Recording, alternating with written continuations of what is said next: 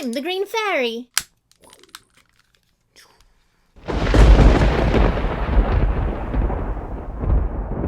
Hey there, it's me, Katie-Beth again. And today we're doing an absinthe class and tasting. I forgot how it's worded, but that's basically what it is. And it's at my local nearest speakeasy. So I asked if I could film. They didn't tell me. So we're gonna see how creative I get, or let's just go see what this is.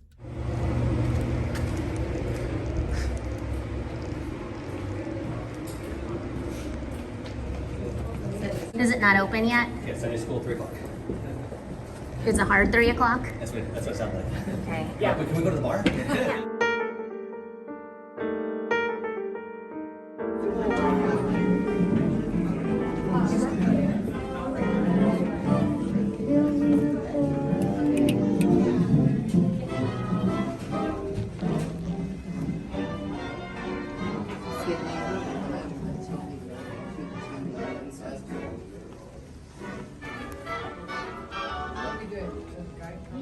Sure. However you want. Do you want to start doing this?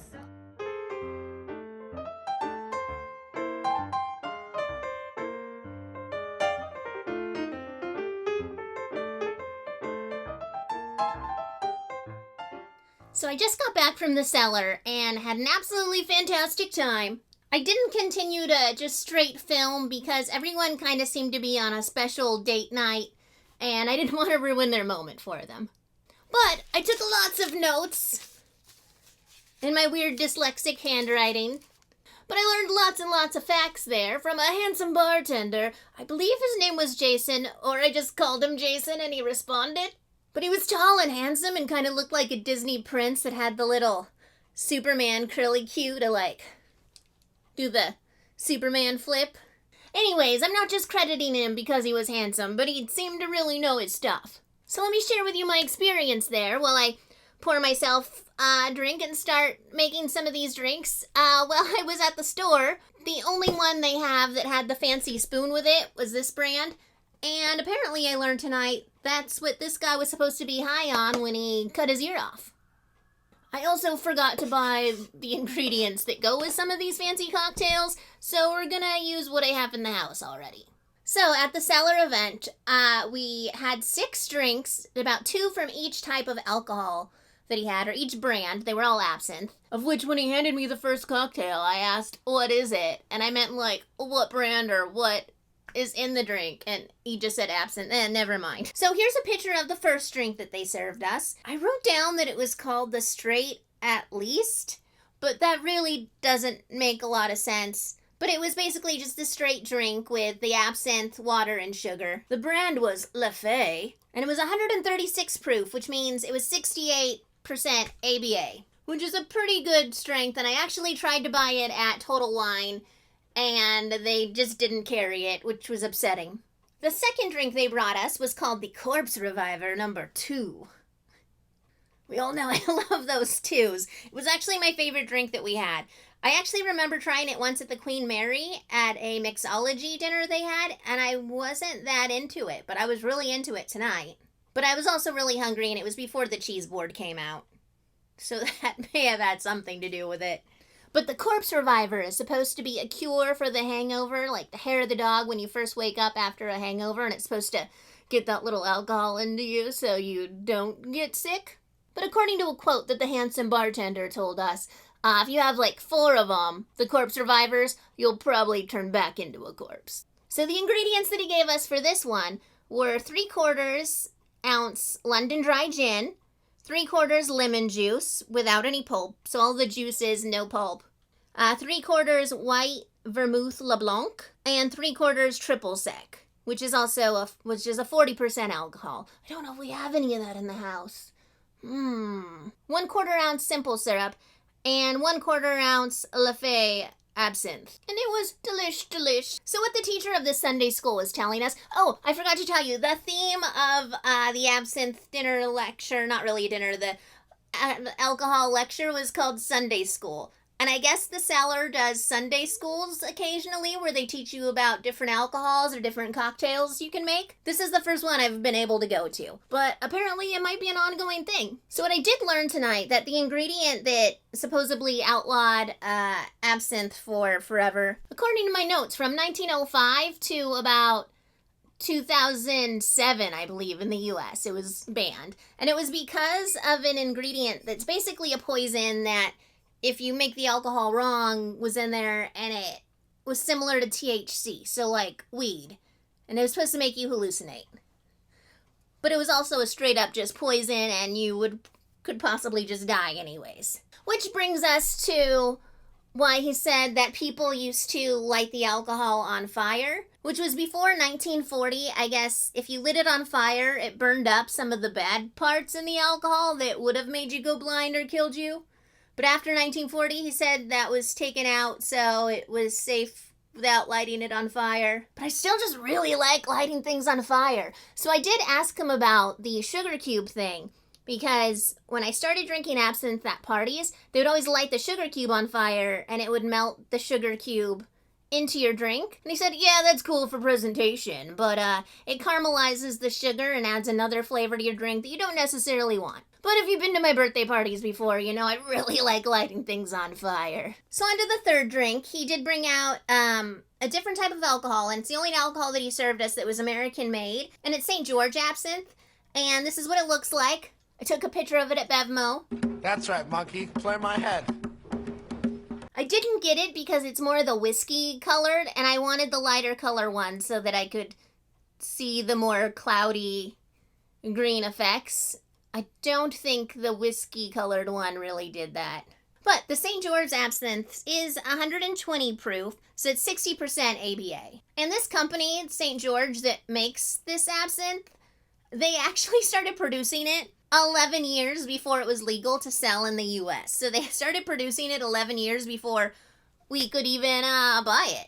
So talk about revolutionary thinkers, or they just had one of those fortune-telling witches in their company. But good on them. I do have to say, the third drink really had a strong, that good and plenty taste, like that old candy that moms like, but no one else. It like really tasted like that, just like a liquid form.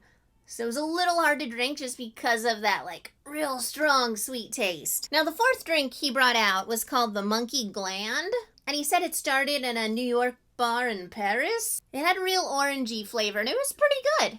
Let me tell you the ingredients of this one so you can get more of an image in your mental taste palette. So he said it was 1.5 ounce dry gin, 3/4 grenadine, 3/4 orange juice, and make sure it has no pulp in it. He kept emphasizing no pulp, and 1/2 ounce St. George absinthe, the way that this bartender's making them, and 1/4 ounce lemon juice. And just a little another tidbit. How he said don't light things on fire. It's not like the best for this drink.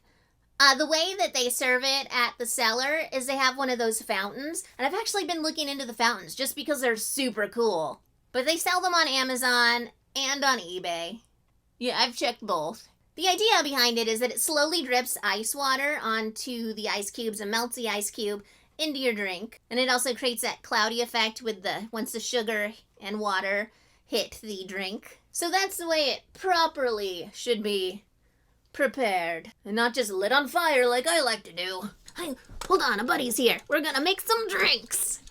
So just being real, after my friend came over last night, I just kept sharing my absinthe experiences and drinks, and I did not finish filming.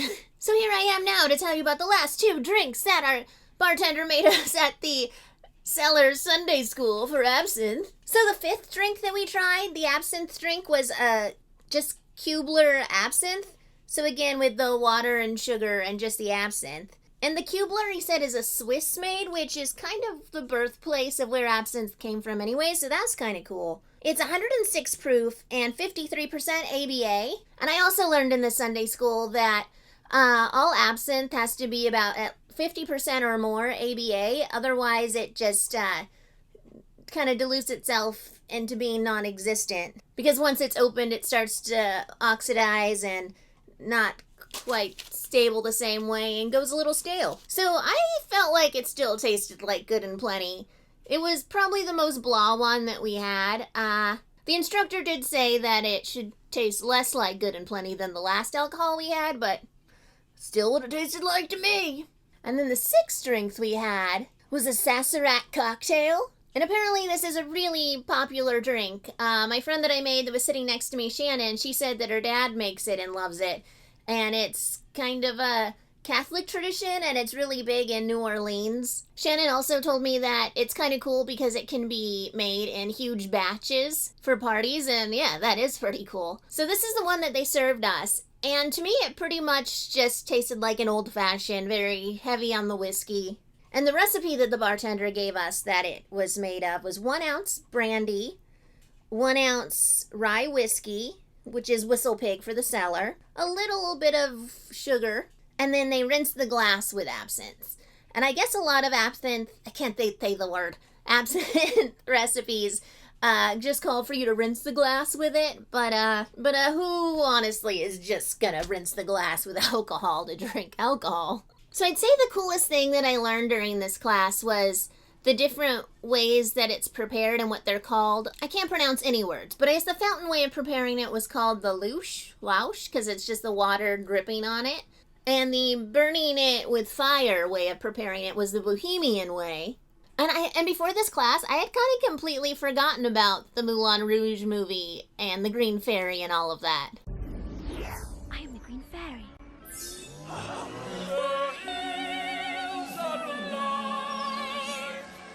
With the sound of music. But it reminded me of it, and now I really want to watch the movie again. And then the third way of preparing it, I guess, is just the spectacle way, where you put the absinthe in the glass, maybe a little water, poured some absinthe over the sugar cube, and then just lit it on fire. And again, I talked to Jason about it, and he said that the reason why you don't do that is because it caramelizes the sugar and will change the taste of your drink a little. But if you're just in it for the spectacle away. So that was my experience at the Cellar Sunday School. I'd really like to go again if it's an ongoing thing. I didn't quite get clarification on that, but I didn't think to ask. But it was really fun, so keep an eye out on your Instagrams for when they post when they're having their other Sunday schools or other classes.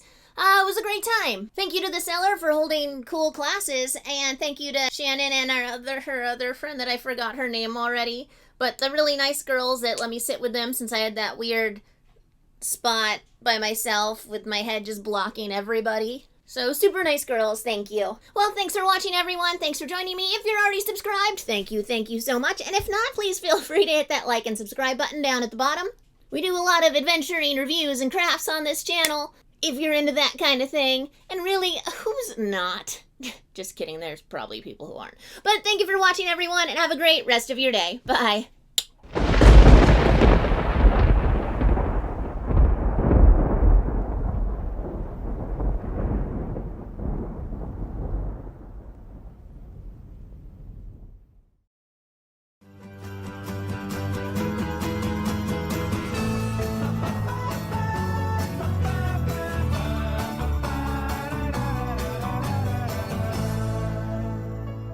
I got snacks. Snacks on snacks on snacks.